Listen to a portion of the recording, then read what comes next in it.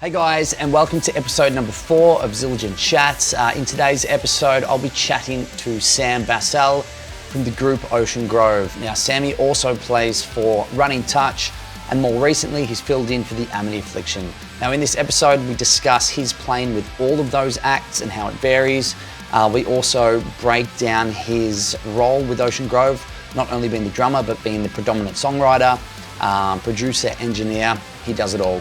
He's one of the most kind of talked about and respected upcoming talents in the drumming world. He's absolutely killing it. He knows his stuff. There's something in this episode for everyone, whether you're a drummer or a musician. Sammy's got you covered in this episode. We also look at Ocean Grove's performance of their track Sunny live at Unify Festival 2022. Sammy breaks down that particular song and that particular performance. Now, there is a free drum transcription link in the notes below. So let's jump straight into it. This is Sammy Bassal, the legendary drummer, a good friend of mine from the group Ocean Grove. Let's go.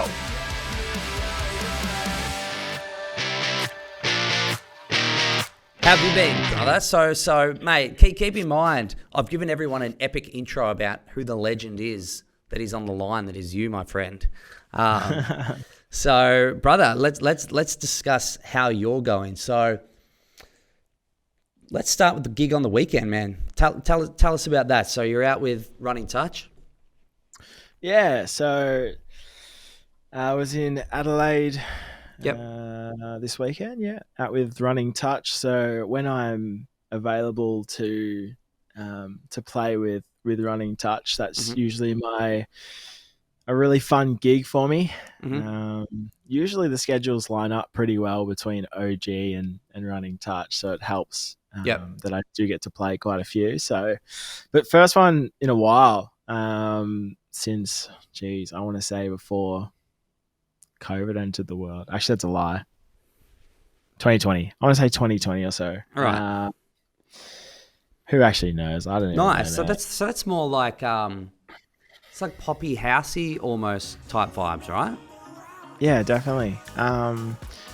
I like to think of it as it's a very kind of Rufus kind of vibe, but a bit more, if it's weird to say, it's a little bit kind of rocky in a live setting. So that's fun. That's my chance to kind of bring out the SPD, swap all my crashes to EFX crashes and play, and kind of play a hybrid setup, which I don't really do. So it's sick. Nice, man. I do the same thing with B&E, with Bliss and SO. Heaps of effect symbols. Like, sometimes my whole kit will be effect symbols with a few stacks and just effects crashes. And people are like, what are you doing? That's so weird. But I'm like, just sounds good. It's not too heavy. It's kind of just, they're all just quick, short, sharp hits.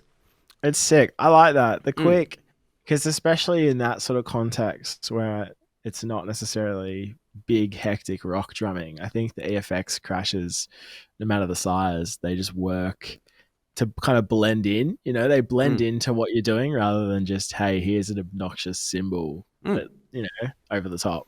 100%. I'm all about them. I've got 3 14-inch EFX crashes on my kit. Like, I love them. There you go. Yeah, stack them or crash them, whatever. 14. I've got 3 14-inch effects. Yes, Yeah. They're all A. Yeah, stack one and hit 2. I'd miss them. They're that small. Well, like, they're just like the shortest, quickest little. Psh. Sick. Yeah, I vibe that. So, mate, that's completely different to OG, right? To Ocean Grove. Big time. Do you hit differently? Like, do you play differently? Do you hit differently? What's the vibe there? Because I was listening to Running Touch on the way here just to educate myself further on the group. It's way different to OG, man. So how does that fit with your playing? I like to take a full backseat. I'm just there to kind of try and play as musically as I can.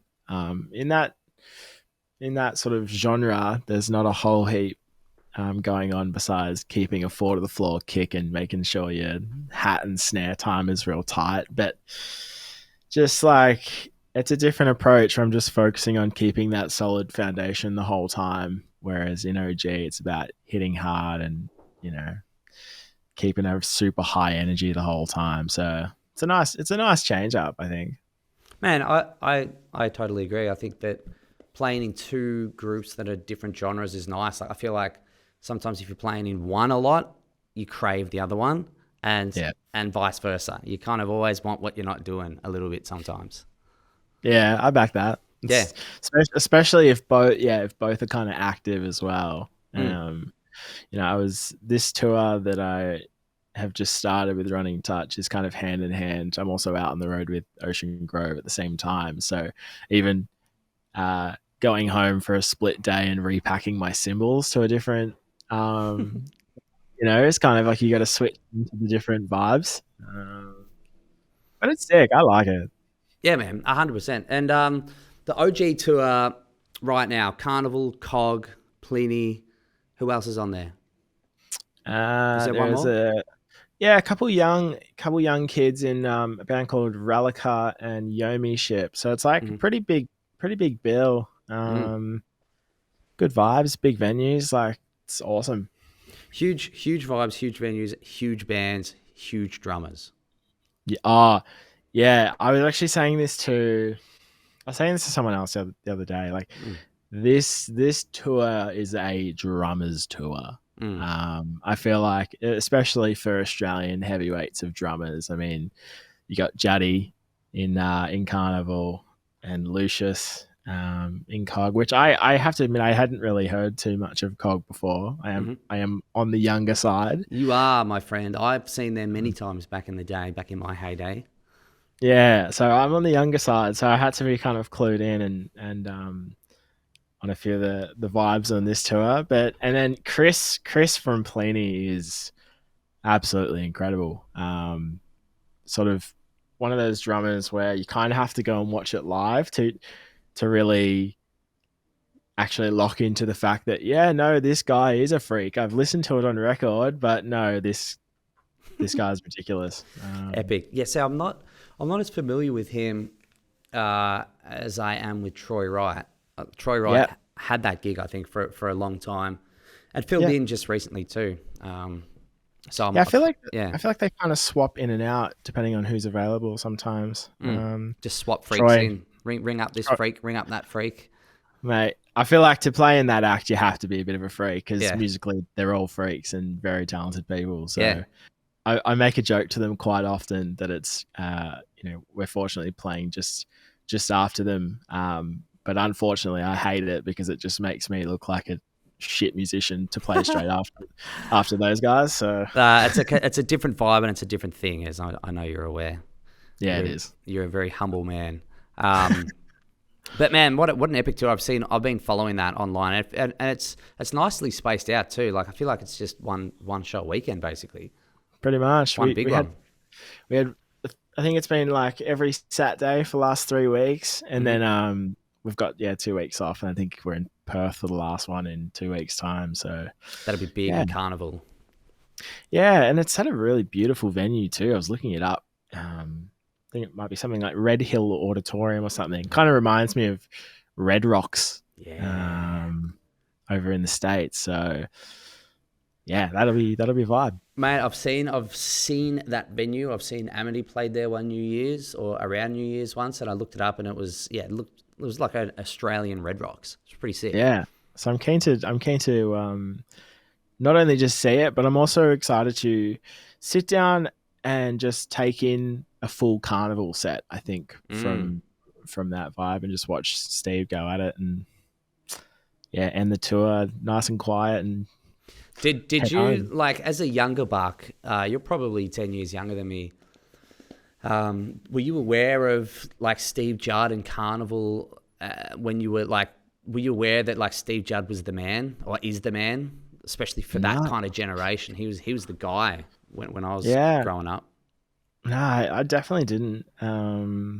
But then I think once I clicked on to sort of carnival and even seeing Steve was doing a lot of stuff with the Veronicas as Mm. well for a portion of time there. So, what a shredder. Mate, unreal. And Lucius as well. It's those two are notorious for just being freaks. They were like when I was say 18, it was those two guys. They're the top tier. It makes sense. I mean, they're still killing it, and they got big epic kit setups as well. Perfect for the prog vibes they're putting out. 100%. Lots of work to set them up and pack them down too. Yeah, and luckily for them, they're not doing any of that. Those guys, good on them. No, Yeah. that's sick, man. The shows have looked huge, and I think you guys are a great addition to that bill. And it's great that you can slot in there with those kind of proggy bands. I guess I feel like their followers or fans are like onto music. You know, they understand music and they understand good music, and to be able to slot in there and impress all those audiences is awesome, man. Yeah, I think it's a lot of people who've spoken to about it have definitely said, we probably shouldn't be on the bill. But in saying that, I think we provide a nice little bump of energy. And the thing as well is our Ocean Grove sound is quite a new metal leaning sound, and I think a lot of the audience that enjoy Carnival and Cog were definitely around for the strong new metal days. So I think they get a little bit of a nostalgic kick when we come on anyway. So it's 100%. Nice. Yeah, you guys are like nostalgic but new, right? It's the nostalgic sound but new wave and cool and energetic. It definitely works, man. I could see that working 100%. Yeah, that's a good sum up. I'll let you say that instead of me. Thank you. Thank you. Man, so that's huge. It's great to see now. We obviously caught up at my studio a little while back, probably earlier this year. And I think that was just after you'd filled in for Amity over New Year's. Yeah.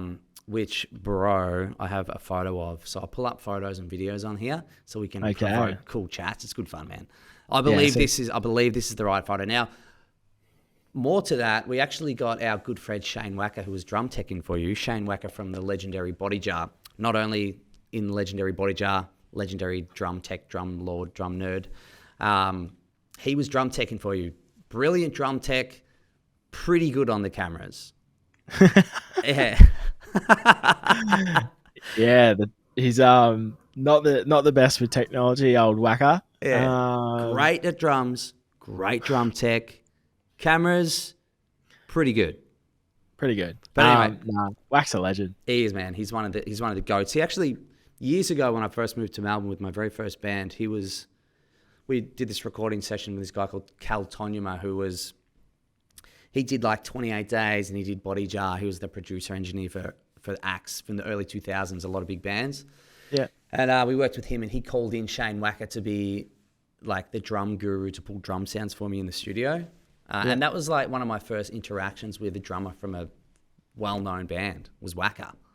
That's sick. Yeah, and I was like, a little bit nervous to meet him, and like a little bit self-conscious of like how my drums would sound, and because I didn't know what I was doing really, pulling drum sounds when I was 18.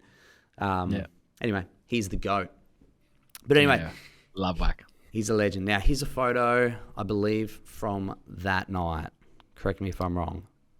Yeah, so that is the Brisbane show at Eaton's Hill, right? With the Amity Affliction, and that was my first fill-in show for them. Right, and that was before New Year's? It was just after. Gotcha. So the full tour was meant to happen in around Feb perhaps, and as we know, a lot of things can go wrong during touring these days with the old C word that we won't speak about. Yes, very familiar with that one. Yeah, so this was up in Brisbane, doing a rehearse. This is the production week, and then that was the show photo. Huge. So production week. So did you rehearse with them for like a week, or was it just a few days, or? Yeah, so we flew up, I think, on the Monday. And then had about 5 days to just chill out in Brisbane and rehearse together for the show on the Saturday night, and that was a big, I guess, stress reliever. Well, not stress reliever, but I think anyone who's in a fill-in or session position would be lying if they said they wouldn't take a week of rehearsals, to make sure that they're sweet for the show over just being flown in and winging it. So it was a really fun week, and it was a great show, huge show. That was a big one. Yeah, man, it looked massive. Do you feel that? I mean, I don't know if you've done much of that kind of filling in at that level or that kind of stress level with a band like that you kind of just really have to nail. Did you feel like that experience made you like better? I think so, particularly because it's not the usual style of drumming that I play. Lots of double kick, very fast double kick, and a more metal style of drumming. I have it in me, obviously, but it's just I hadn't played material like that in quite a few years. So it was definitely kind of opened my eyes up a bit to be like, no, I feel fully confident that if I got the call up to do something of that scale whenever, I wouldn't even hesitate.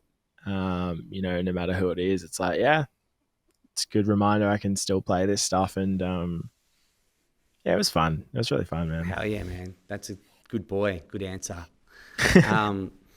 Mate, yeah, huge, man. So what was the biggest change in terms of, say, Ocean Grove to Amity? Was it the inclusion of a lot of double kick? Was that the main kind of thing? I'd probably say so. Just a few. I mean, with Amity's music per se, there's a lot of sort of syncopated breakdowns and things like that where I think I had to learn about 20 songs. So, yeah, sort of had to learn 20 different kick patterns for, maybe 20 different breakdowns or sort of, sections where I have to play along with the chugging of the guitars. So versus OG, it's a bit more free and definitely not too similar in that. Yeah, and I guess you write OG, so it's in your, like you've written the song, so it's easy for you to just get it out, which we'll talk about in a minute. I want to jump back to Amity because it's sick. So with all of those breakdowns, so a lot of people on here would be learning drums, playing drums, reading drums, etc. With learning those particular breakdowns, what was the process like? If you're learning a brand new Amity song and say it's one you're not that familiar with or whatever, and you're following the guitar rhythms, are you doing that all by ear? Are you making notes? Are you doing a combination of both? Like, how are you approaching that? Yeah, so I'm definitely not as talented as someone like yourself who could notate and work something out and write it down and transcribe things the way that you do. Bro, I'm blushing, but thank you. So for me, it's completely just by ear.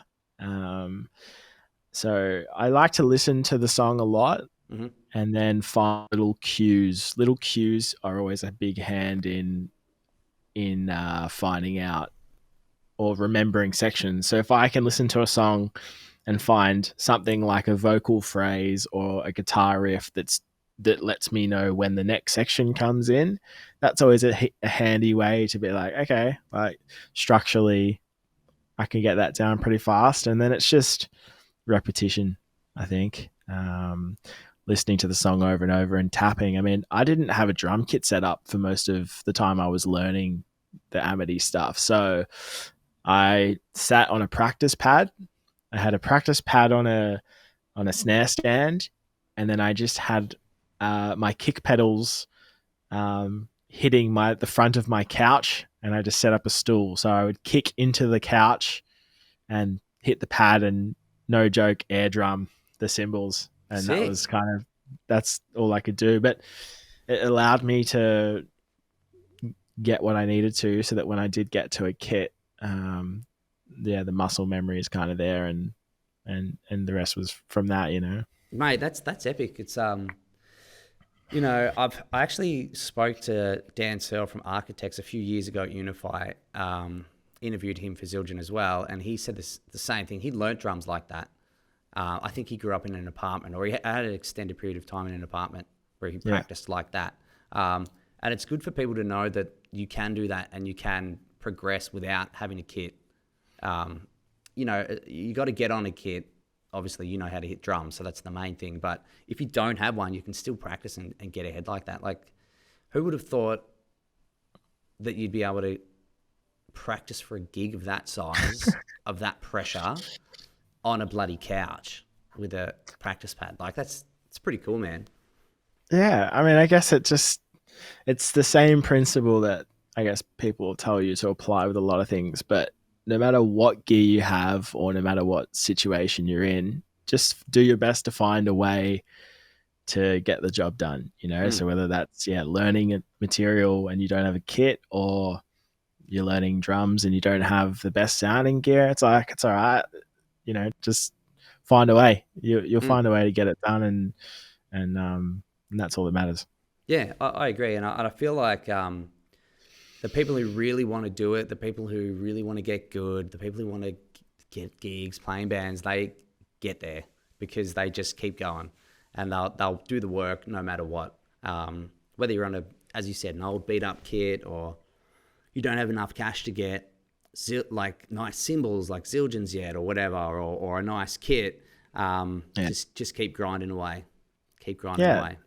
That stuff, and I've always said that with even my own career. Like, I never had the best stuff growing up, and it wasn't until a company like Zildjian made it a lot easier for me to play drums and continue touring. And our boy Juzzy always looking after us, the great man. And there's little things like I barely had money to buy sticks and things to tour. I remember my first ever European tour, I had about 5 pairs of sticks. That's all I had. And the Stray from the Path drummer, Craig, I bumped into him at a festival, and he was incredibly generous. He actually gave me a whole heap of his, and that's how I finished the rest of the tour. But that's moral of the story. You find a way, you get the job done, and one day, you won't ever have to stress about those things again. So, mate, I'm the same. It was difficult being a drummer. Like, you leave home, you're in a band. I was working retail, selling t-shirts, and at uni, and it's just it's very hard. Like, it is hard at times to have the good gear and whatnot, but you just got to keep smashing and keep going, really. Yeah, you make it work. Yeah. I only just had my my kick pedals fixed. I've been playing with some very broken double kick pedals, and I didn't even realize they were that broken until I took them to the repairman. He goes, "Dude, how the hell have you been playing on these?" I'm like, "They've been this way for 6 years." How good. I also had a really old beat up kick pedal. It was probably from like the 90s, because my dad was a drum teacher and he took it from the high school, and I remember they were so old and crap, and he had this old chair that was held together with gaffer tape, and it was so bad that I thought it was cool. Like, I kept using that thing till I literally couldn't play. Like, I was playing some pretty decent gigs with the worst seat that anyone's ever seen, uncomfy, gaffer tape hanging off it, but I was like, this is so bad that it's kind of cool. I like this, Yeah, it adds to the story. Character. It adds to the character, the story. I like it. Yeah, man, 100%. Mate, I love that. So there you go. You can do what you got to do. Practice pad, kick on the couch, get the job done. Get the job done. Mate, that's huge. Now, let's move things forward. Now, earlier we were discussing Ocean Grove and how I touched briefly on you do a lot of the songwriting for those guys. So I think you're a really cool example of a drummer who is not only a drummer, but a songwriter, a producer, someone who knows how backline, playback rigs work, in-ear rigs work. You are the whole kit and caboodle, and I think that having those extra skills helps you as a musician in many areas. You're more valuable to bands, you're more valuable for people to call up to fill in because you know how things work. You're like the full package. Now, I want to talk to you a little bit more about that. So, For sure. let's go into the songwriting thing with Ocean Grove. So, I kind of know that you do a lot of the songwriting, but I don't know to what extent. So, share with us the OG songwriting experience with you. Yeah. So I guess it's a pretty simple one that my whole life I've played multiple instruments. So I play guitar and stuff that probably better or to the same equivalent that I play drums, which has always been really handy. Sick. So when I was a young pup and I kind of fell into Ocean Grove, I was actually just hired as a fill-in for a small Ocean Grove show many, many, many years ago. And I think I played one show, and after that, it was like, all right, you're in the band now. You know, and then from there, On it was drums? kind of, yeah, on drums. Yeah. And it was just from that moment, kind of, well, all right, I guess I'm in a band now. And at that time, I was rather poor at it, but I had dipped my fingers in recording, and sort of, so I was always writing my own music at that point. And then it kind of just happened one day that my inclusion into Ocean Grove, I just sort of became the guy that was recording the stuff, and then the main sort of songwriter with Running Touch, who obviously, for people who don't know, Running Touch started Ocean Grove, and then once sort of his Running Touch project sort of bloomed. I didn't know that. You didn't know that? No. Okay, so yeah, so Running Touch, so Running Touch is just a solo project by one individual, and that individual was one of the original founding members of Ocean Grove. And that's why my connection to Running Touch exists, is obviously, because of the incredible friendship and natural, I guess, vibe of us playing together still exists over these years. So it's sort of been Running Touch and I, steering the ship with Ocean Grove, and like I said, when he left the band, I want to say 2014, 2015, perhaps. He still stuck around as a studio member. So he just was full time with Running Touch and then just writing in the studio with us. So when he was a member in the studio, was he contributing vocals, creating melodies? What was he doing? Yeah, so sort of just song ideas in general as well. So he'd write some melodies, some lyrics, and bring some guitar riffs and things like that. And there's even some full songs on our sort of newer records over the years that have been entirely, Running Touch created, and then I'll sprinkle a little bit of the juice on top. It's kind of the best way that I can sum up our working relationship was he would always bring something that was super left center, a super just, I don't know if we can get away with doing this.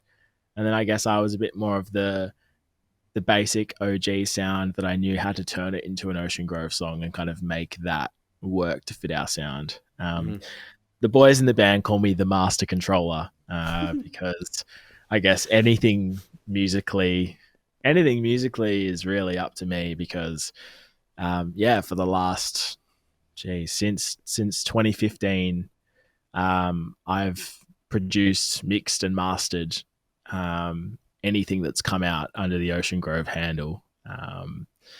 And now these days we're publicly a 3-piece.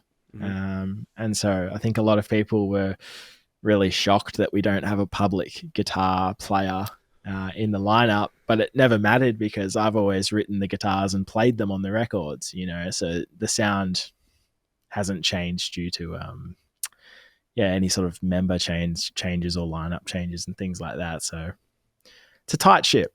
Wow, man, that's really cool. I didn't know that about Running Touch. Does he still contribute now, or?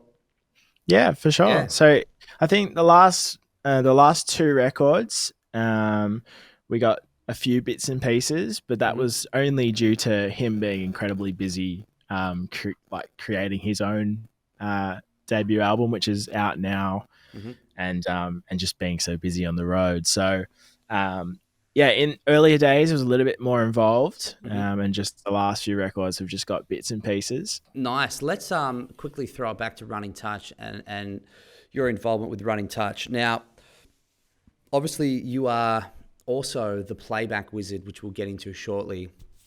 Now, Yeah. when you're with Running Touch, are you controlling the tracks, dropping the tracks? You're doing the stems? Are you basically the MD? So there's been a few moments where I have done that, but Running Touch is also a wizard in his Okay. domain. So being his project, I let him handle that. These days, I might trigger playback and trigger a few songs here or there.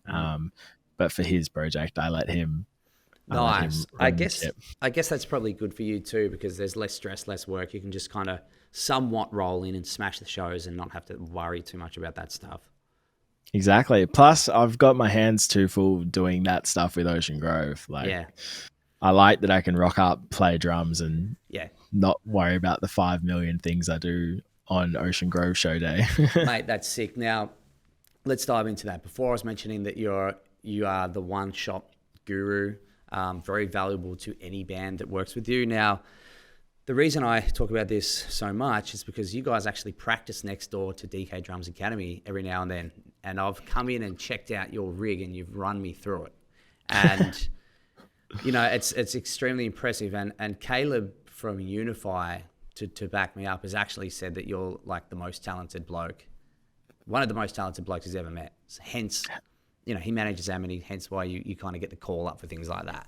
So I agree with him. What I'm about to show Thank you very everyone much. is wild. So here it is. There we go. There she is. Let me just resize that a little bit. Jeez, My it's that tower, big. It's that big, mate. It doesn't even fit on the screen. This playback my rig is that big. Oh my god. I don't even know how to shrink this. my tower of power. There it is. All right. So run us through this, man. Do you want to start at the top or start at the bottom? We can start at the bottom. So I guess if I'll make you do some work, make you scroll it. All right. What the hell have we got down there, mate? Okay, so what we're looking at, for anyone who, I mean, there's probably a million people that know what's going on, but if you don't, so we're looking at Ocean Grove's live rig. And so everything in these three rack unit and perform the way that we need to. So, in short, the only thing that's ever on a stage is my drums, and the rest of what we need to do fully comes off stage, and it's all tied in together, and it's all automated, and the boys don't have to worry about changing any pedals or guitar tones or doing anything crazy. So you're telling me that for each song, the guys don't have to worry about clicking guitar pedal boards because it's already automated within this system. Yep, everything's completely automated. Wow. And it makes it really easy. So what the bottom rack is that's our console. So it's usually a console. Obviously, you think about a front of house desk or something. It's got faders and all the bits and bobs. But that bottom rack there is just you plug everything in down the bottom, or a front of house guy will plug all our sort of XLR cables go into the front. And So then, is that, we're talking like guitars and stuff are going into there? What's going into there? yep. So everything that is us performing and on stage goes into this box. So that's all the drums, the bass and guitar lines, all the vocals, all the playback. Got ya. Above it. And that is where I mix our in-ear monitors, and I mix what all the boys hear from my iPad. And then what that allows me to do is to save a preset, and you can save multiple presets, but it just kind of means we never really have to sound check. And we'll always have sort of perfect ears, or what the guys want to hear on stage always sounds really consistent. And so that's a pretty important piece of the rack. The next part above it is, I think this is a slightly older photo. It was the only one I could find. So we're missing a few things like wireless vocal mics, which sit where that large gap is. But basically what this is what I call my output racks. And our guitar player, Andy, plugs into that Kemper right there, which is all we use for guitar tones. Is that the one with all the knobs on it? Is that a Kemper? Yep, that's a Kemper. Right. Yep, so it's essentially a guitar amp for people that don't know. Yep. For anyone who doesn't know, basically just a guitar amp.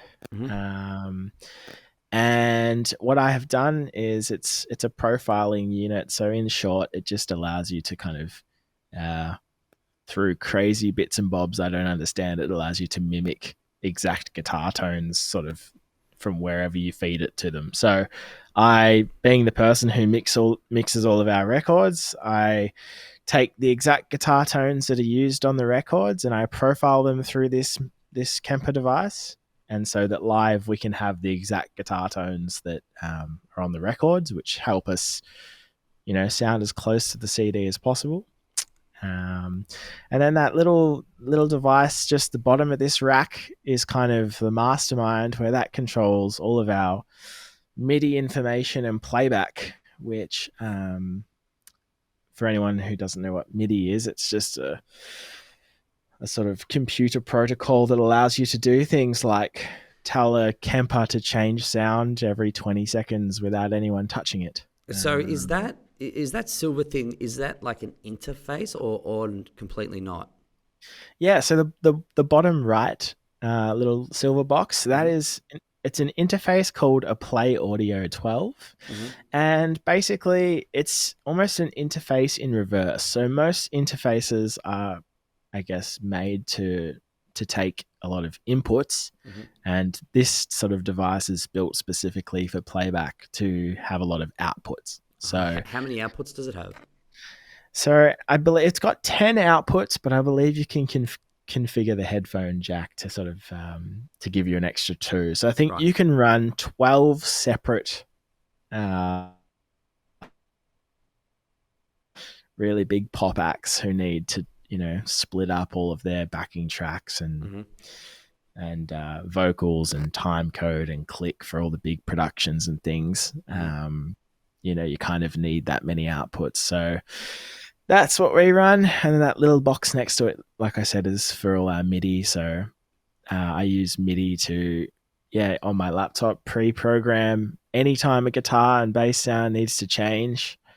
And it does it automatically for us. And I have a little device at my drum kit that if I needed to stop or start the computer or change a song, I can do that from the drum kit. But this whole tower of gear lives off stage for the whole show. So that's the output rack. And then there's the top rack there, which you've scrolled to, is our wireless in-ears, and they just are the transmitters that I send all the boys' sort of personal in-ear monitor mix into that, and then that's how we get it to our wireless packs.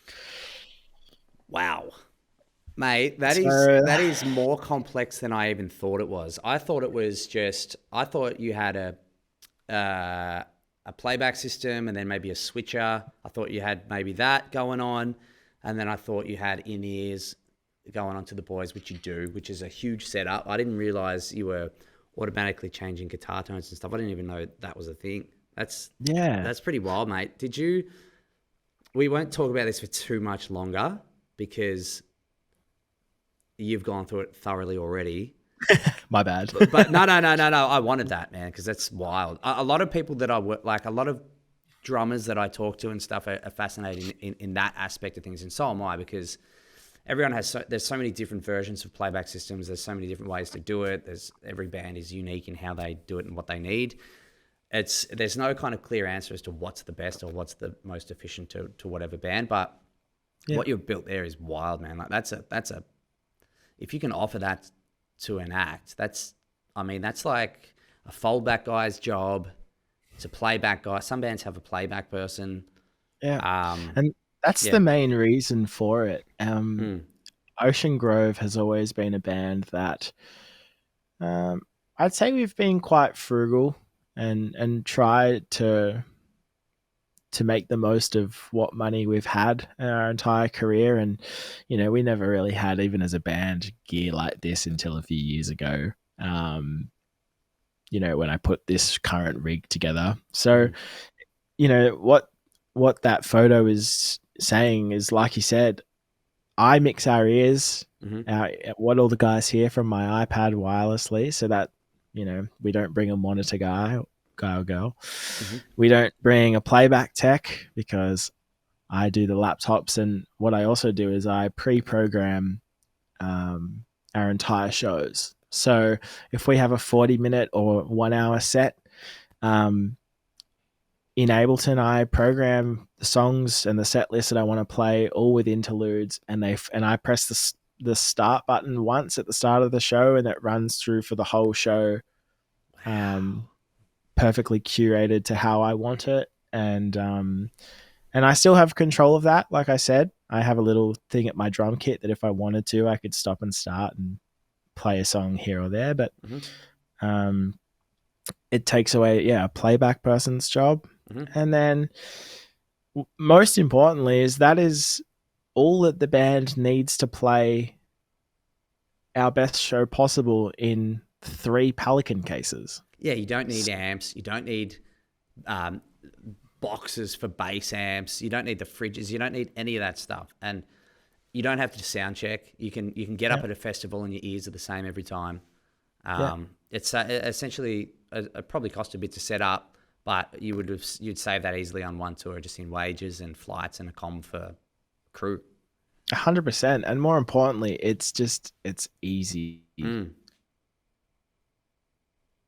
I didn't show a photo of the back because it doesn't really matter, but that rig is all joined together by 3 power cables that link together the whole rack and 2 XLR looms, and that's it. So it's literally, you plug in about 4 cables and that whole rig is up and running. And like I said, for flying, I think we only need to travel with about 8 or 9 items. Is it under 32 kilos?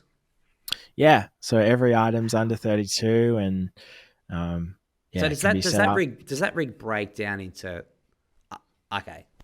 Yeah, so that whole thing is just splits into 3 separate racks, and then each rack goes into a lightweight Pelican case, and then you fly that, and that's kind of all you need to play anywhere. And yeah. So when you're live, you're running a laptop to kind of, is that what's running the backing or the MIDI kind of out?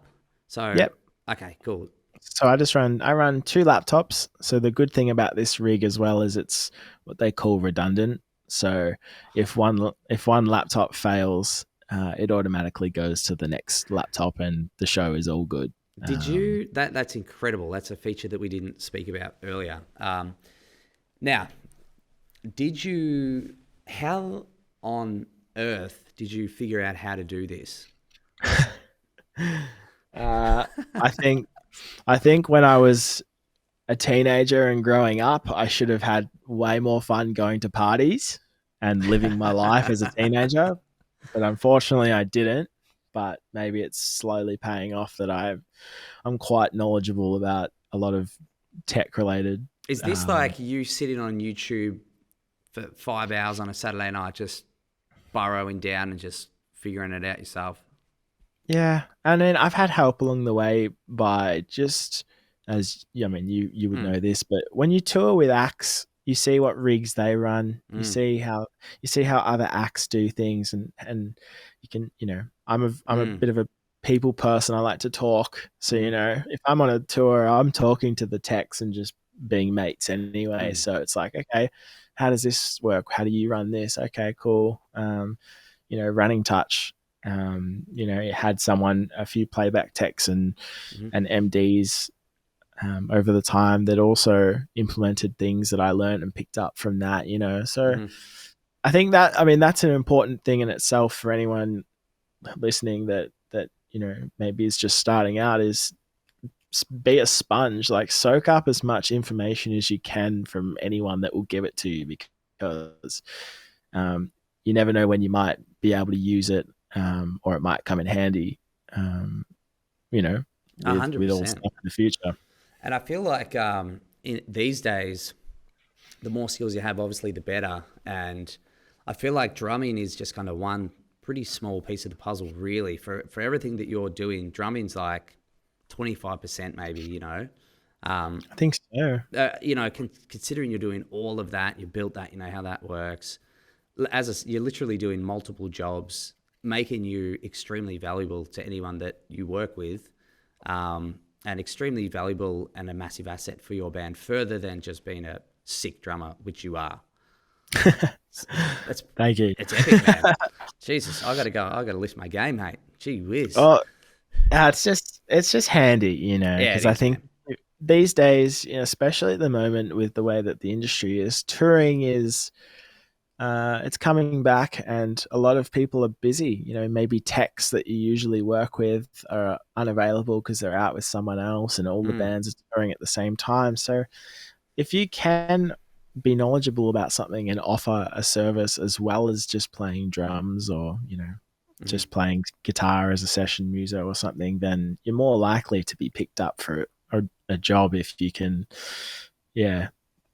tick off a few of these other boxes at the same time. 100%, man.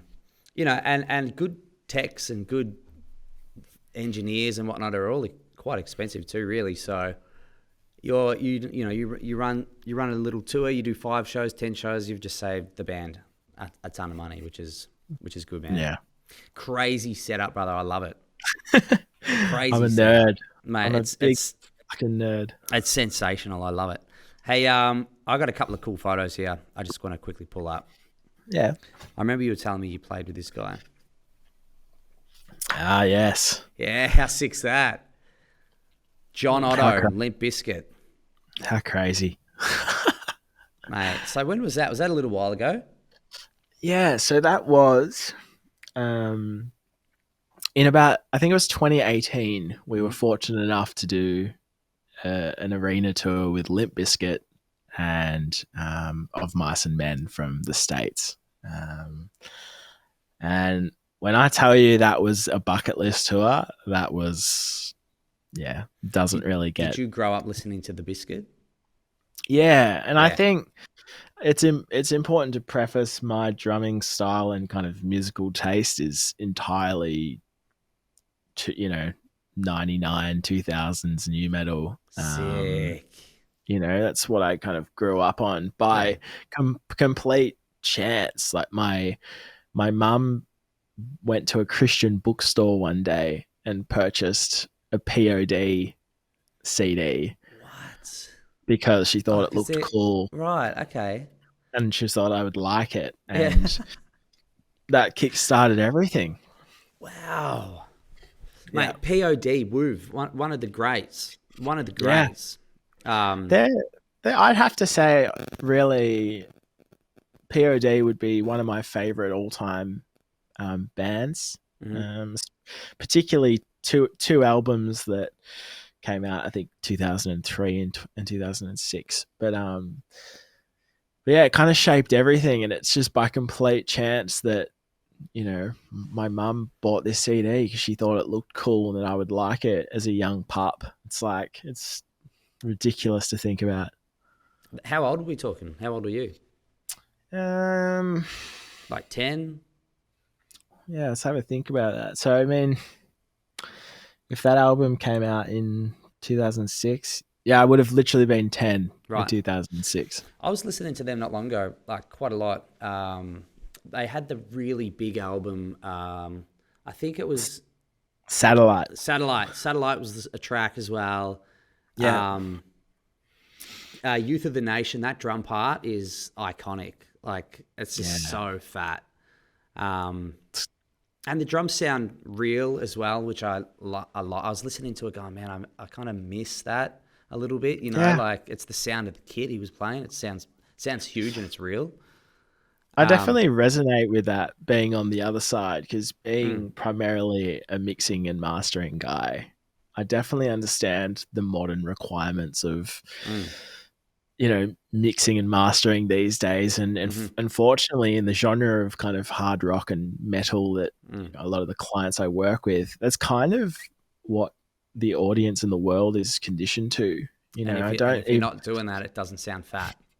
yeah, I Mm, don't think many people even know what a real drum kit would sound like under mm, microphones, based on the way that production sounds. I'm definitely guilty of that. Like, the Ocean Grove stuff has a particular sound, and that sound feels really nice when the kit feels quite, um, sampled, and mm. it's in a certain pocket. Mm-hmm. But it's just, yeah, the world's kind of conditioned to that these days. Mate, but it does sound great. I've just got Superior Drummer. I've done maybe, I don't know, 6 or 7 tracks with it with like members at my drum school, or I've done a couple myself, and it sounds unbelievable. Yeah. Did Like, you hook up the MIDI? Did you hook it up? no. So I did that, but I've only mucked around with that with my electronic kit. I only did that for one night, but what I've been doing is, and I was telling Pluto this on the first episode, I record the whole kit, overheads, everything, and then Superior Drummer 4, you probably know this, it has like a tracker. Yeah. I just do the toms, kick, snare, put them in the tracker, make sure I'm triggering all the right hits and whatnot. Sometimes I'll do rim shot on the snare, and then any ghost notes, I'll move them from rim shot to just center of the snare hits, and Yep. it sounds unbelievable. Or I'll mix in my snare mics with the triggered snare to make it sound more real if I'm playing more complex stuff. Awesome. That's a sick way to go about it, honestly. Bro, it sounds amazing. Like, I'm not an engineer, and my kit sounds amazing. You'd be surprised how many big records are kind of done that same way, where all close mics of the kit are sample replaced, like kick, Mm, snare, and toms, and they've just got the overheads for the cymbals letting rip, and that's kind of the drum sound on a lot of records. mm. It's it is, and I love the sound of that, and I think there obviously is an art to it. But when I was mentioning with his, the real drums, I was also thinking about, I listened to this podcast recently about Orange County drums and percussion, and they were naming like the drummers that use their snares. It was like John Otto, it was even Taylor Hawkins back in the day, Adrian from No Doubt, and you think about Adrian from No Doubt, like his snare sound, John Otto, his snare sound, and it's just super high cranked snares Yeah. that you don't really hear that much anymore. I would like to hear one pop up somewhere. It's definitely that sound, isn't it? It I was think I was, sick. I think I was telling you a couple of weeks back when we were just chatting about John Otto showing me his snare that he used on like quite a few of the records. And it was this Orange County snare drum, and it was like the thickest ply of shell that I'd ever seen on a snare drum for that size. It was almost like 14 by 5, and it was just this thick, like I almost want to say like 50 ply or like 40 ply wooden Wow. shell, and it had a massive air hole, like literally that big in the side of it, and it was one of the loudest things I've ever heard. Like, was it noticeably louder than a normal snare? Yes, and I think it was because of the size of the air hole. I'm not Yeah. sure. Yeah, I think in this podcast, I was listening to it, that's like the thing that they did. They cut holes in their snares, huge air holes, to make the snares really loud and poppy.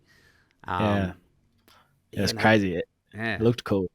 mate. His kit, John Ono, is an unbelievable drummer. Yeah, Fat yeah, as hell sound, fattest grooves. Some of his grooves are the biggest, fattest grooves you will ever hear, right? Like, from that era, yeah. huge. I think one thing people often overlook is that it maybe to like a non-drummer, it's easy to get caught up in fills and movement and stick tricks and how fast you can go around a kit and stuff. But sometimes you just have to appreciate how incredible some drummers are to just lay down a groove that is just like, they might not be playing anything more than kick, snare, and hat, but it's like that sets up the entire song. You know, they don't do that, or they don't play a groove a certain way. It's like, I'll take that any day over, you know, fills and stick tricks, you know. 100%. A fat groove with good sounding drums. Yeah. That's it. And that's what he did. And you're right. Like, I feel like he set up a lot of those big choruses with just playing a tasty fat groove on the kick snare and the hi-hat and the verse. Then he opens up into the chorus with all the crashes and adding more kicks and stuff. Like, even think about My Generation, that kick pattern. Yeah. Fat as. It's so sick. It's so sick. I love it. And to tour with them, like I said, that was bucket list, man. Not every day you get to say you toured with Limp Bizkit, and he was an incredibly nice dude as well. John Otto spent a lot of time in the Ocean Grove band room, because I think we had a higher supply of beer than some of the others. And how good. He enjoyed knocking back the VBs. Did he? Was he onto the VBs, was he? He was on the VBs, yeah. Yeah, sick. What a legend. Mate, how cool for you to grow up listening to Limp Bizkit and be heavily influenced by that genre, and they're like the kings of that genre, really. It's like them, Korn, you know, POD, yeah. but the Bizkit have to be their top tier in that genre. They have to. It's undeniable. It's funny, that photo you pulled up was a good photo, because I remember at the time a lot of the convo we were talking about was that so Tino on the left there, he's an incredible drummer of Mice and Men, right? And they've been around for a really long time as well in the metalcore scene, and kind of pioneers of a certain type of metalcore, you know, over the years. And a convo that we were talking about was that this photo was almost like just different generations of drummers. Yeah, true. You know, you've got John Otto in the middle, who's obviously the GOAT, and then you had Tino on the left, who he looked up to John Otto when he was growing up and aimed to be like him. And then I was on the right, and I looked up to someone like Tino as a really young kid, you know, like growing up in the metalcore world and learning sort of the ropes about that when I was a young teenager, super fresh. So it was, you know, it was a really good tour, but it was also nice for moments like that, you know, for us all to sit there and kind of gas each other up and be like, nah, you're my favorite drummer, or like, nah, you are. Like, man, that's so cool that you've got to do that with those guys, you know. And I'm such a fan of John Otto. I just think that would be such a cool trip for you to be. You look like super young in that photo, like early 20s or 20 or something ish. That was in 2018. So what am I? I'm 25 now. Yeah, 2021. Yeah. Mate, 21. Doing that at 20, and when I was 21, I was just an idiot, and I still am an idiot, but I definitely wasn't like touring with Limp Bizkit. You know, that's a pretty cool thing to do when you're so young. To have that experience, man, it's crazy. I'm very lucky. Very, very lucky. Yeah, I think a lot of people made it possible, you know, like my mum and dad. Like my dad drove me to every single show ever. Anytime I was playing an 18 plus show, he had to be there, otherwise I couldn't get into the venue, you know. So yeah, very lucky I was able to do a lot of cool things at a young age, and hopefully I've still got many years in me to do even cooler stuff. Yeah, you know? You do. So, with your parents, are they musical? Not really. I mean, my mum and dad can sing, but there's no instruments going around, that's for sure. So right, I don't know where it comes from. Right. Hey, got another question for you. I think this is the photo. Here we go. You've been on my mind, brother, and I'm going to tell you why. Yeah. The Oriental Crash of Doom right there that we see. Yes. The one with the red writing on it, where the ride normally goes. Yes, sir. I've been thinking about getting a new cymbal.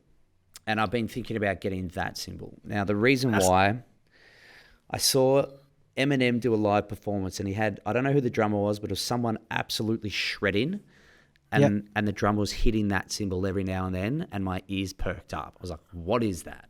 And I was like, it's the Oriental Crash of Doom.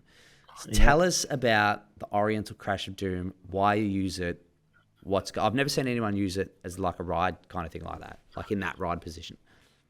It is. I genuinely don't know when it started. It might have been 2019. But the short answer was before Zildjian were very, very beautiful to me and started letting me play the best cymbals ever. I couldn't really afford very nice cymbals, so I would go on tour and have just some of the shittest, like Kmart stock, like literal, like no name brand cymbals. And I picked up a cymbal one day, and it was just called a 22. It was a 22-inch Crash ride, and it was in a really organic looking finish, the same way that the Crash of Doom is. And I fell in love with that cymbal, and it was my first time playing a 22-inch cymbal and in that position. And I was like when I picked up the Zildjian deal, I went, I need to look for a cymbal that gives me the same feeling of this other cymbal that I had all the time. And I saw the Crash of Doom, and I went, that kind of looks like the cymbal that I used to have back in the day.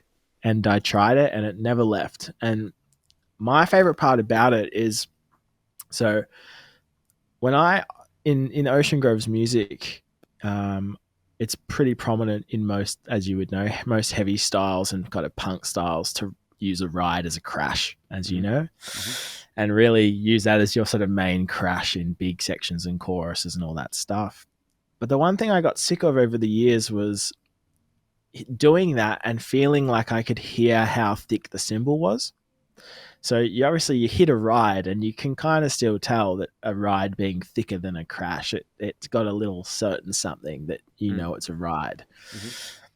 So when I got the 22 Crash of Doom, it was able to kind of give me that same feeling of a washy crash, but the same feeling that I had hitting a big ride at the same time. I don't know how to describe it, but it was like, I know I'm crashing on this thing and it sounds super washy in a beautiful way that I like, but I don't feel like I'm bashing a thick ride to get that sound.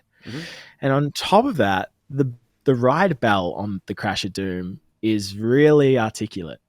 And so on most crashes, you obviously don't get a ride bell that you could probably use as a ride. But on the Crash of Doom, it's got this beautiful bell that it's not a sharp sort of pingy ride bell like you would expect from a pingy sort of ride.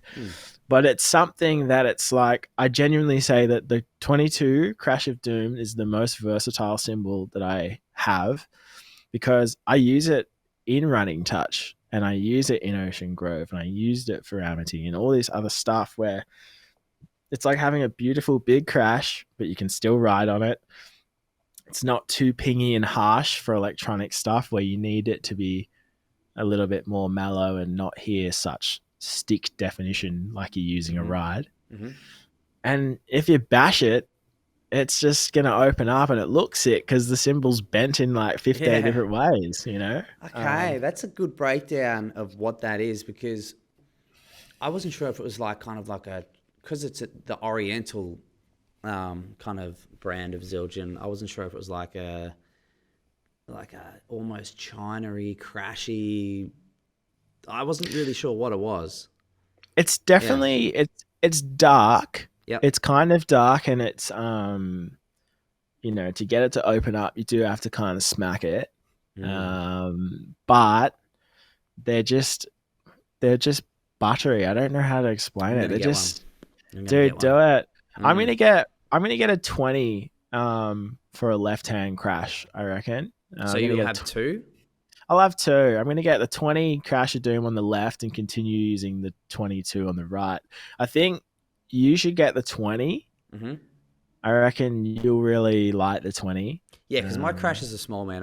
The biggest cymbal I've got when I use it is a 21 crash ride, K crash ride, which is also an epic cymbal. I've had that, I like that on my kit for probably 15 years or so. Yeah. Yes, I think a 20 would be enough for me. 20 is sick because, and if you wanted to in that setup, you could use the 20 in that ride position the same way that I use the 22. Yeah. If you wanted to. So literally give it a whirl because it's a hidden gem in my opinion. And that's coming from like in that spot, I usually would swap out like I use a 22K light ride. I've got the 21K sweet ride, the 21A sweet ride, the classic. Oh yeah, nice. And I still mix between those sometimes, but there's something about hitting the 22 that I just love that. I just one of the things that I like. And I don't see many people using a 22 Crash of Doom as their main. No, I've never seen it. It's their sick. main one. It's really cool. I wondered what it was and what was going on there. Hey, I'm going to pull something up. Now, my internet has been a little bit sketchy because I'm actually in a different room. This is not where I teach drums. This is like, I've broken into a room at Kindred. I'm actually in the Vic Uni room right now. It looks good. It looks good though. Man, how sick's that? It's a stage. I've got a master key. Now, there's a band rehearsing next to my room, so I've had to move in here. My internet's a bit funny. Sorry. Mine's just as bad, to be honest, because in my studio doesn't get me very good internet. Right, we're on a good run, though, in terms of internet. Now, let's have a look at this. Yeah. This right here, I want to get, like, one thing from you, okay? Yeah. I like one lick. Let's see if we can hear this. Give it up to Sammy fucking Bassal!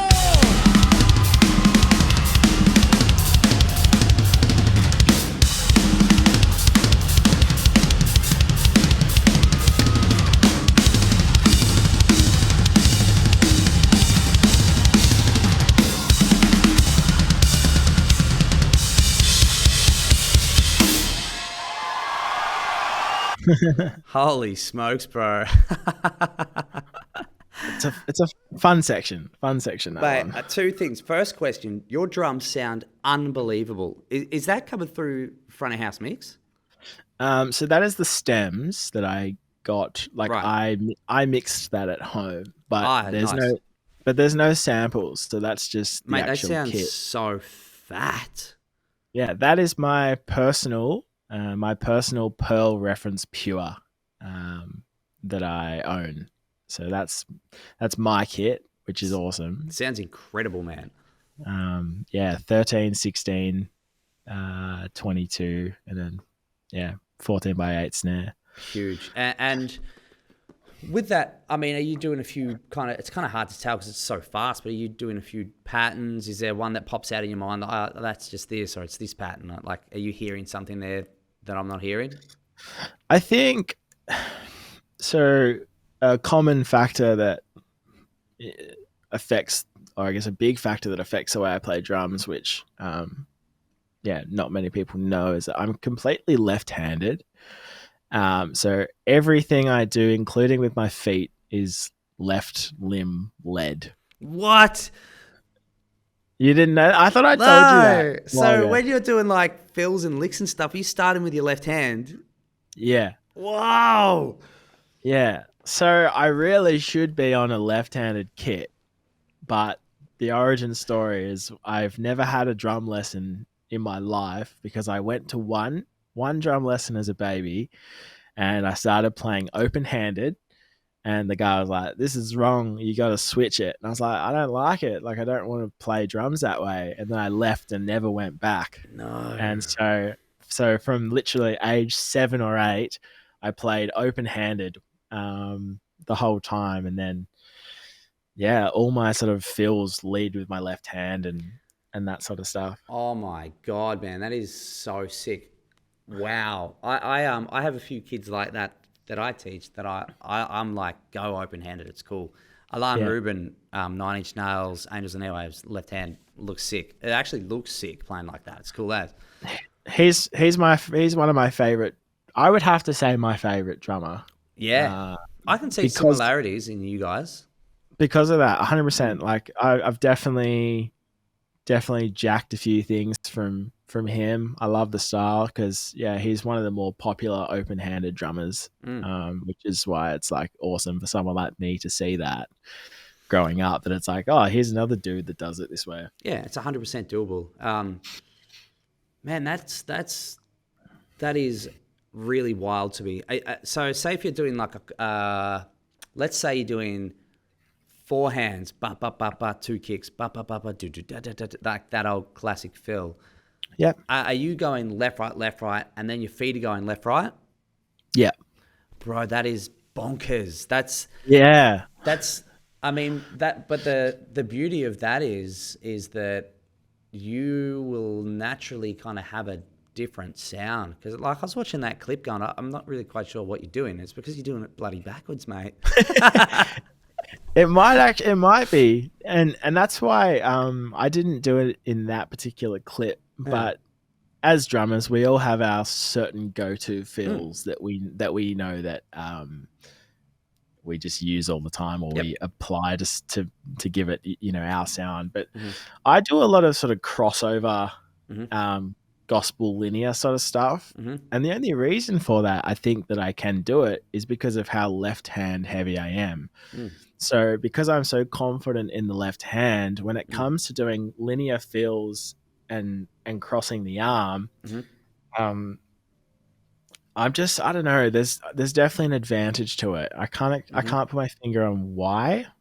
You know what it might be? It might be because when I do something like that, I find that the weakest hit, now we're getting really drum nerdy here, but I feel like if I do like a crossover, my weakest hit is my left on the floor, because my right's sweet doing this. And my left is sweet on the hi-hat, but I feel like when I cross over, that's probably the weakest hit for me. So maybe you being left-handed, strong, like it's strong. And then this one is kind of coming in, but you're leading with those two.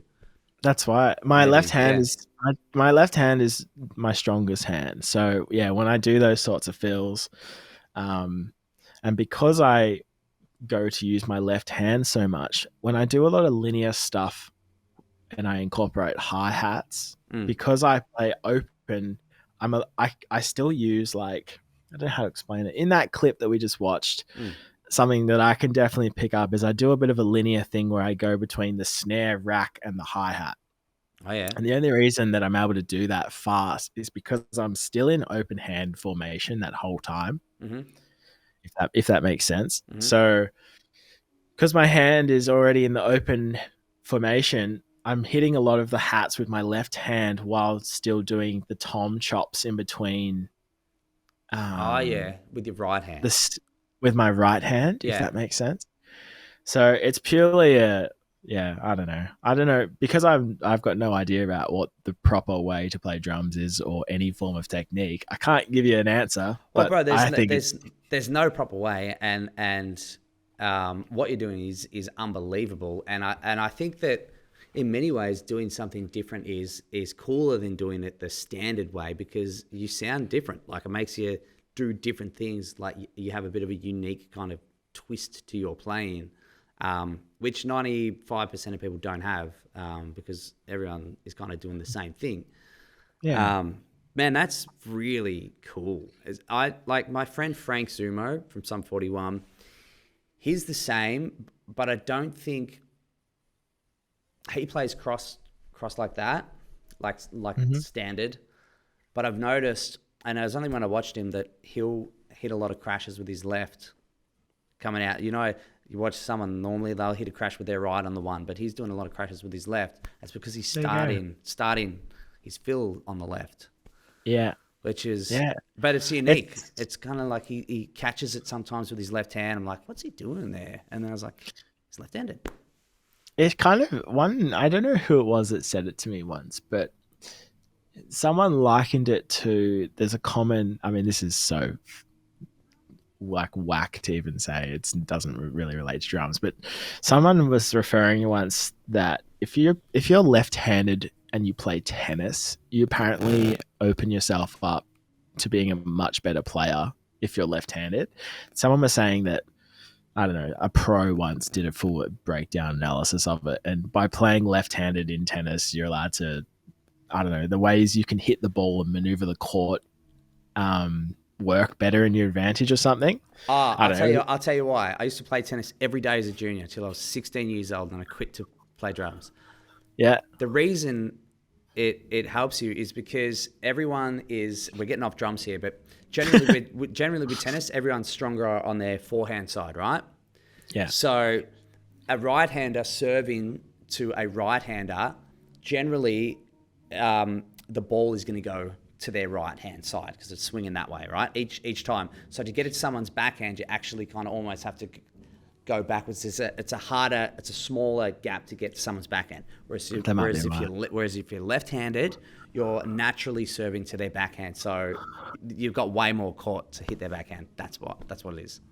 Yeah. Also, someone, I don't know who explained it to me, but someone likened that to the same way that I liken you being able to use the kit open-handed. Yeah. If you're open-handed, there's so much room to still play it. Like, I'll do this all the time. I'll play a hat groove like this and still be able to hit the toms while using my left hand to still keep time with my hats or go to a left crash or whatever. I don't know. The tennis thing is what someone explained to me once. They're like, dude, it's probably similar to the left-handed tennis argument. I was like, all right. It does make sense. It 100% makes sense, man, when you explain it like that, because you think I'm playing like this. My little left hand here is kind of stuck to the snare, maybe something over there, which is kind of awkward to get to because you've got to get around the hi-hat stand.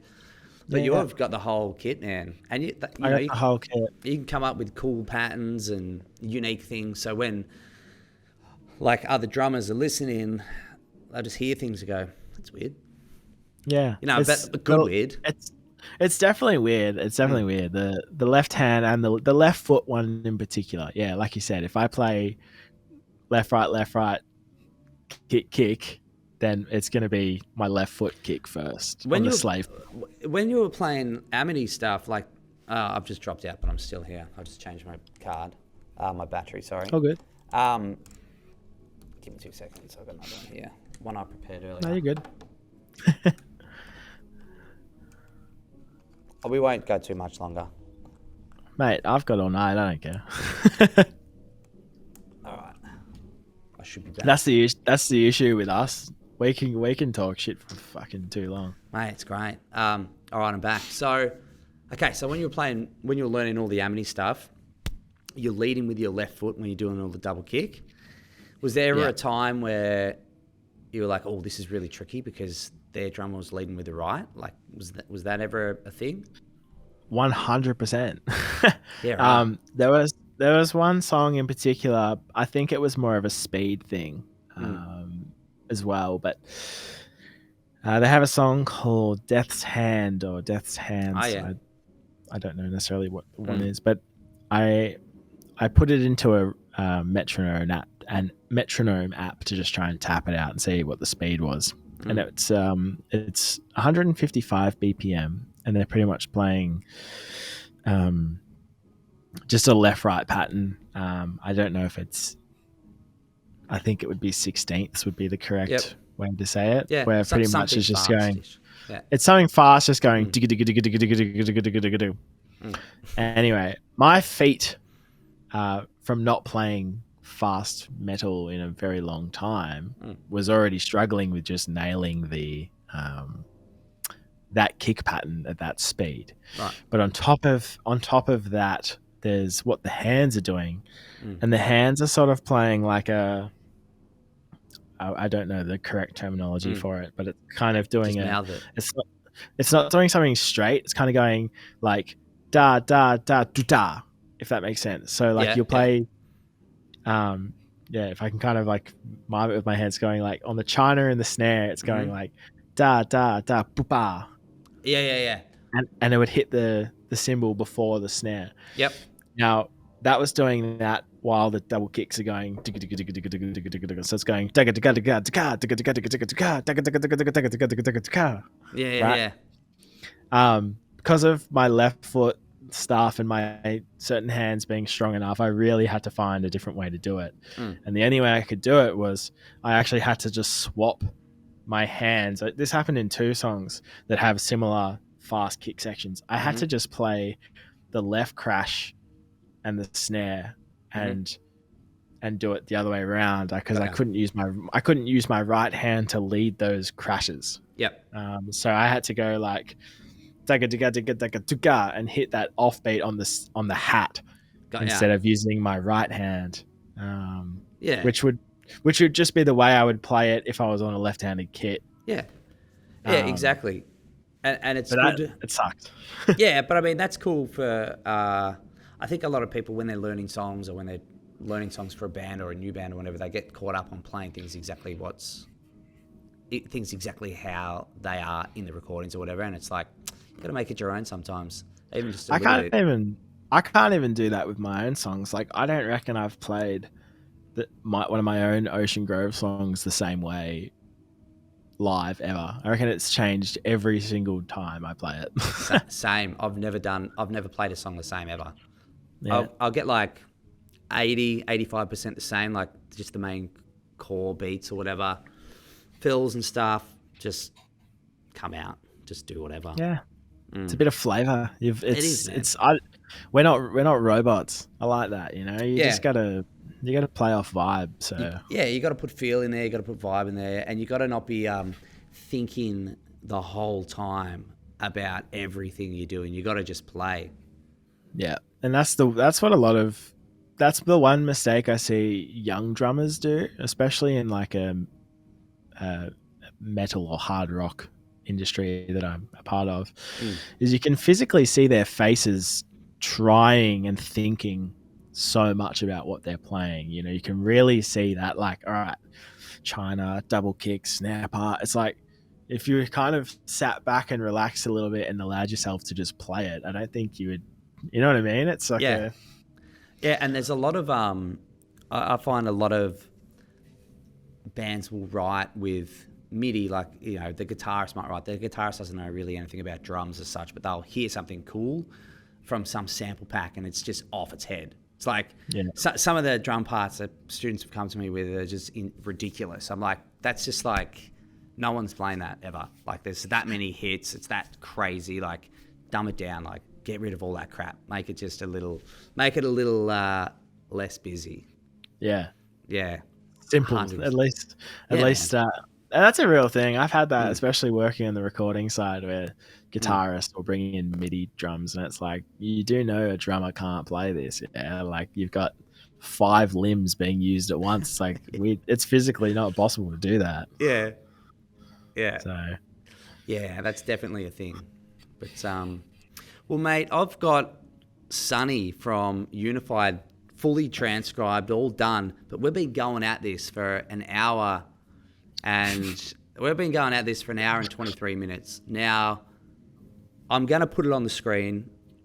And let's just do it. Yeah, let's do it. It's too sick. If you need to cut out us talking absolute dog shit. About the tennis. the left-handed tennis server. No, let's do this, man. Like, this is sick. Now, I've told a number of members from my drum school that I was having you on, and this song, we were going to have a quick look at this, and Sarah Kretz, I call her, the legend. She's like, OGs were the best on field that day, best band at Unify. And I actually had quite a lot of people say that because I spoke to everyone that I knew that went there. I called them and asked, how was it? What was it like? Who was good? And a lot of people were going on about OGs, which is freaking awesome, man. Yeah, so it was a great day. Mate, what a festival. I had to do the double set that day with Amity too, so I was knackered by the end of it. Mental. What a day for you. Your legs would have been sore. Yeah, they were. Hectic. All right, let's have a quick look at this. Mm-hmm.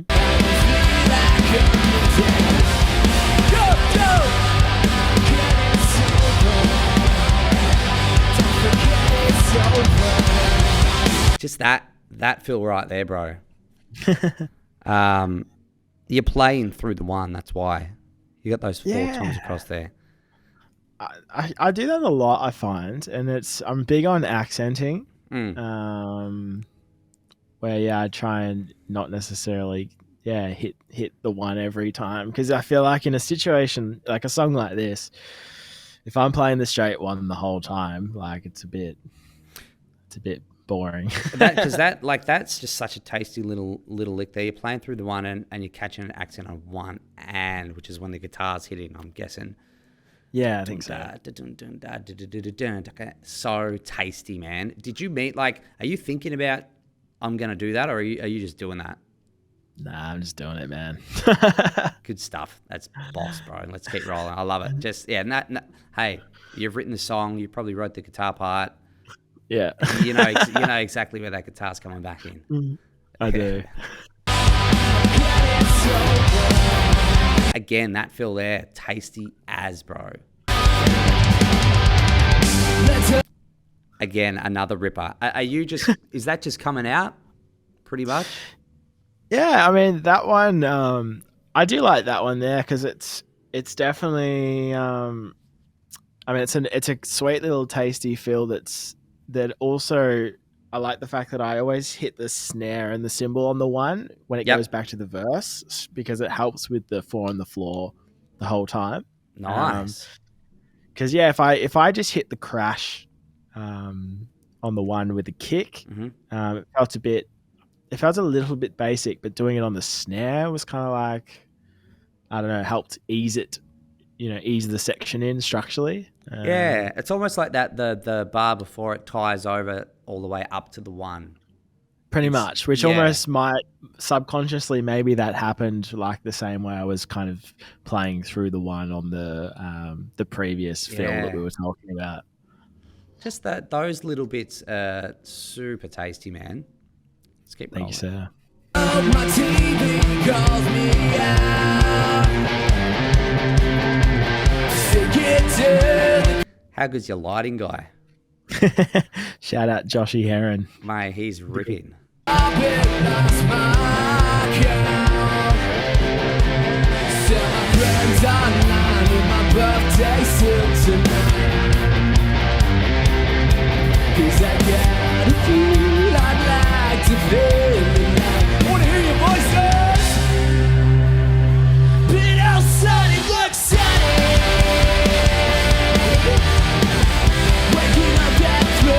What a response by the crowd, bro. Yeah, I think they chopped out that day. They were having a good vibe. Is this in your set? Is this one of the bigger songs that goes crazy? I'd say so. I think it's because it's such a palatable song. I think if you're at a festival, and whether or not you're having a good time sober or you're a couple beers in, I think it's the sort of song that you go, I'm going to jump to this song. Yeah, man. It's as we were discussing before, like the verses, similar to how John Otto does it. Like the verses are pretty chill, and then you just go right up in the chorus and send it. Yeah, it's huge. It's all setting it up for the chorus, I think, because this song is basically 3 choruses. Yeah, and they're huge, man. They are. When you've got a good chorus, you got to roll with that. You got to do it. Flames, get out. Yes, sir.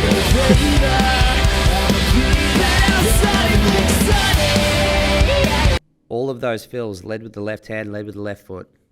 Yeah.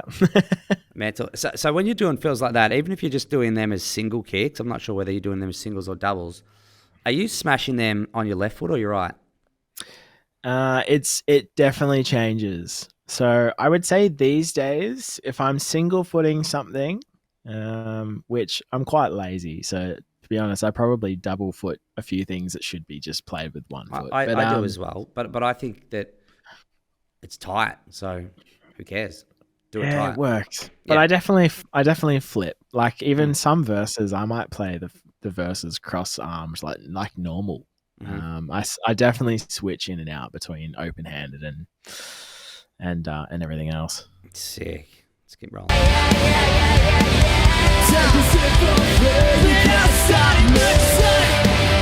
Classic Phil. Love it, man. I use that heaps. It's a fun one, especially in this context, because the whole is that Phil's a triplet Phil, right? Yep. Little 16th note triplet. Yes. 4 hands, 2 feet. So I think my brain is always trying to find ways to just spice things up with little moves like that. Like the whole chorus is just straight do ka pretty much. So to add a little 16th triplet just adds something, A different rhythm. It pops out because it's a little faster than everything else. Yeah, I agree.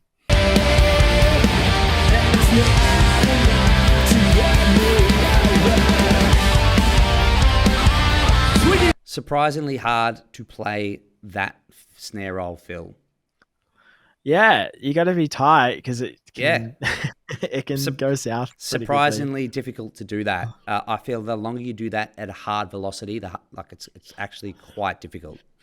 I think near the end of the song, I do it with a kick involved, and there might be a bit of flamming or two. Sick.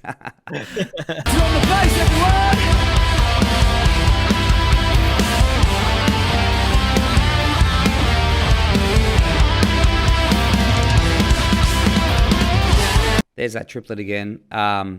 You're just playing it snare to high tom to floor tom. Sick. Then a whole bar of just delightful linear, basically.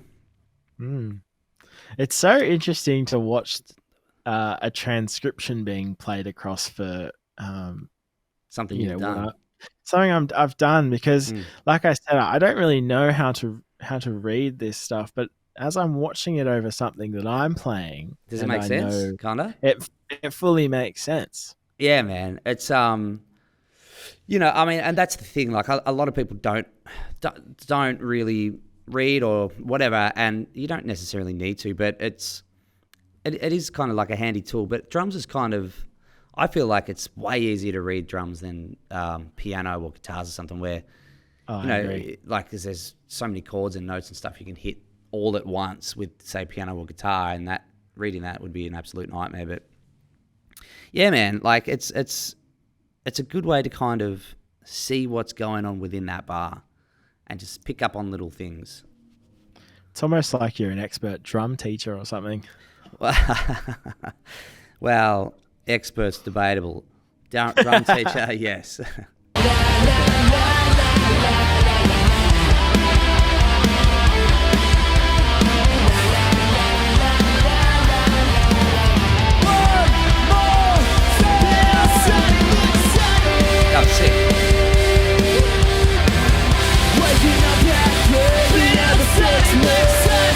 How good's that confetti blowing up, mate? Massive. What a moment in the set.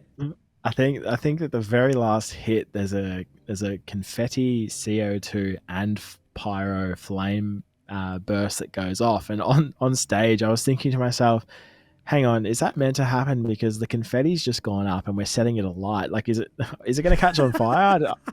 I had a bit of a freak out at the end of this. Oh, mate, I don't blame you. Oh, that's hectic.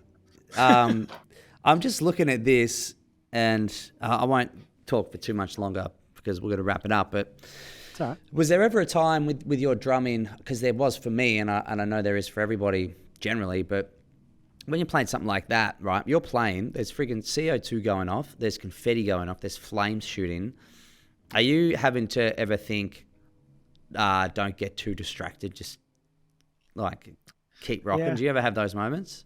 Yeah, sometimes. I do weird stuff all the time where I'll zone out in my head and forget I'm even playing like a show or playing like mid-song. Like I'll be thinking about random stuff, like I'll look to the side of the stage and be like, oh yeah, I know that person, or like just randomly chat weird things to myself in my head and then go, hang on, my arms are moving and my feet are moving because I'm playing drums right now on stage. Like, where am I again? Are we up to the last chorus yet?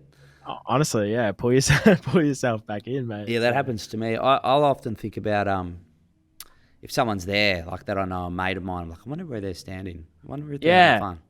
Yeah, it's a funny one, that. It is. All right, let's keep rolling to this final hit, the near disaster.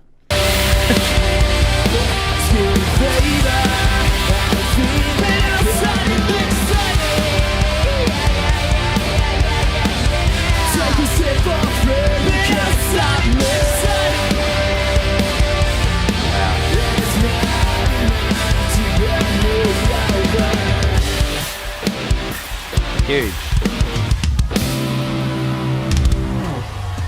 Cheers. There we go. Let's call it a day. It's been a big chat. It's been a sick chat. I appreciate you jumping on and chatting all things drums, man. It was very organic, very easy chat. Good fun. Hell yes.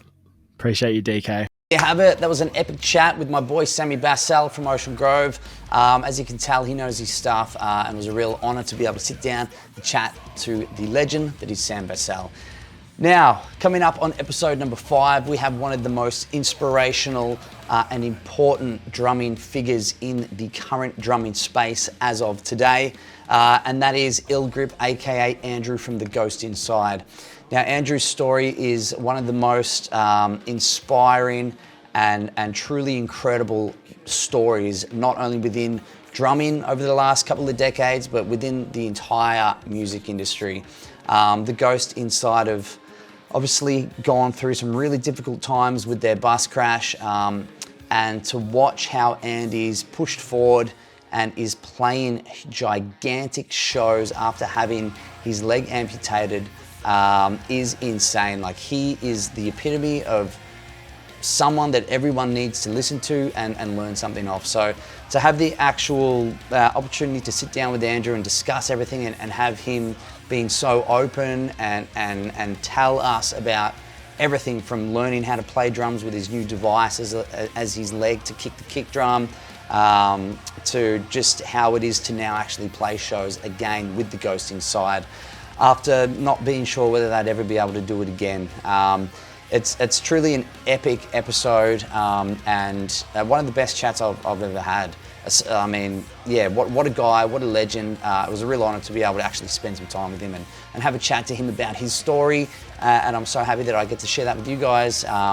As I said, there's something in this for everyone, whether you're a fan of The Ghost Inside, whether you're a fan of drumming, whether you're a fan of music, or whether you're just a fan of people in general, people with incredible stories.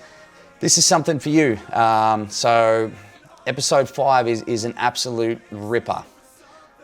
I'll see you then. Till then, take care of yourselves. Episode 5 coming up next week. See you then. I'll keep swinging.